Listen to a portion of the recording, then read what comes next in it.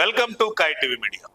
తెలంగాణ రాష్ట్ర విభజన తర్వాత వరుసగా 10 ఏళ్లు బీఆర్ఎస్ అధికారంలో ఉండగా ఇతర పార్టీలకు చెందిన నేతలను తన పార్టీలో చేర్చుకున్నప్పుడు లేని తప్పు ఇప్పుడు కాంగ్రెస్ చేర్చుకోవడం కూడా తప్పు లేదని సర్వత్రా వినిపిస్తుంది. గత భారాస హయాంలో కేసీఆర్ తీరుపై బీజేపీ ఎంపీ రఘునందన్ రావు తాజాగా ఓ సామెతతో సెటైర్స్ వేశారు. ఊరందరికీ శకునం చెప్పే బల్లి పోయి పోయి కుడితలో పడ్డట్టు గులాబీ దళపతి కేసీఆర్ ప్రస్తుత పరిస్థితి అలాగే ఉందని మెదక్ ఎంపీ రఘునందన్ రావు ఎద్దేవా చేశారు. గత 10 ఏళ్ల పాలనలో నిన్నటి వరకు ఊరందరి పంచాయతీలు తెంపిన కేసీఆర్ ఇప్పుడు కుటుంబంలో కొడుకు, కూతురు, అల్లుడు, బిడ్డ మధ్య పంచాయతీ తెంపలేకపోతున్నాడని BJP fire brand Raghunandan Rao విమర్శించారు. తాజాగా ఓ ఇంటర్వ్యూలో మాట్లాడిన రఘునందన్ రావు త్వరలో బీఆర్ఎస్ ఫేడ్ అవుట్ కావడం ఖాయమన్నారు. కవిత త్వరలో కొత్త రాజకీయ పార్టీ పెట్టడం పక్కా అన్నారు.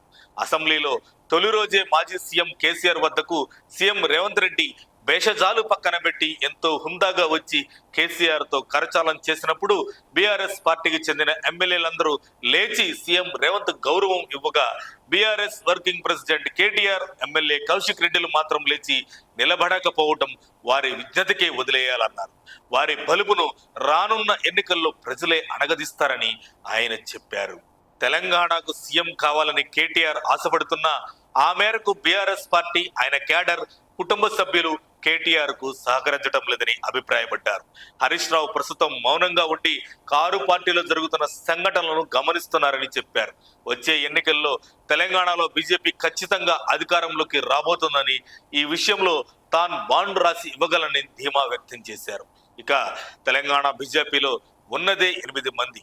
ఇక గత కొంతకాలంగా ఆ నేతల మధ్య వర్గపోరు పార్టీని డ్యామేజ్ చేస్తుందన్న అభిప్రాయంపై స్పందించిన రఘునందన్ రావు 4 గోడల మధ్య నేతలు తమ అభిప్రాయాలు చెబుతారని, అయితే అంతిమంగా అధ్యక్షుడిదే తుది నిర్ణయం అన్నారు. జూబ్లీ హిల్స్ ఉప ఎన్నికల్లో అభ్యర్థి ఖరారు అయ్యాక ఎవరూ విభేదించలేదన్నారు.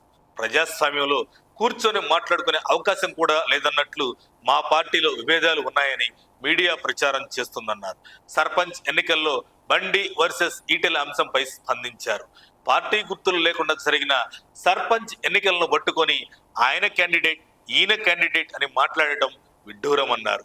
ఒక ఎన్నికకు మరో ఎన్నికకు పొత్తు పొంతున పెట్టకూడదన్నారు. ఇప్పటి వరకు ఉన్న తెలంగాణ వేరు, ఇప్పుడున్న తెలంగాణ వేరు అని 10 ఏళ్ల బీఆర్ఎస్, 2 ఏళ్ల కాంగ్రెస్ పాలన చూశాక ప్రజలు బీజేపీ వైపు ఆసక్తి చూపుతున్నారని ఆయన ధీమా వ్యక్తం చేశారు. మరిన్ని అప్డేట్స్ కోసం మా కాయ్ టీవీని సబ్స్క్రైబ్ చేసుకోండి. మా వీడియో కనుక మీకు నచ్చినట్లయితే లైక్ చేయండి, షేర్ చేయండి. మీ విలువైన అభిప్రాయాలను కామెంట్ బాక్స్లో తెలియజేయండి.